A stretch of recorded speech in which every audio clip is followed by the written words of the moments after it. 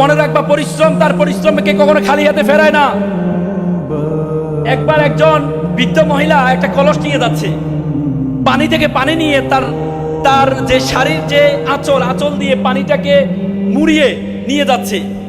একটা ছেলে ভাবছে, ইস, আমি যদি এই কলসের মতো হতে পারতাম তাহলে আমাকে কোলে নিত, তারপরে আমাকে এভাবে আঁচল দিয়ে আমাকে ঘুরিয়ে রাখতো।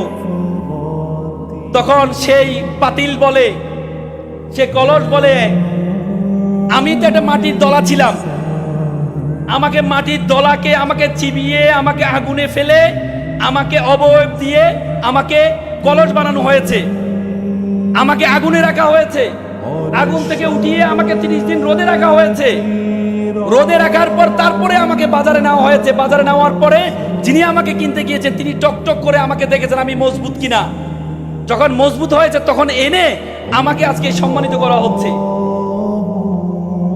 তো সুতরাং তুমি যদি তোমাকে নিজেকে না জ্বালাও, নিজেকে না পড়াও, তাহলে তুমি কখনো সম্মানিত হতে পারবা না। আমরা সবসময় বলি যে আত-তাকদিরু লা ইয়ারুদু, তাকদীর কখনো পরিবর্তন হয় না।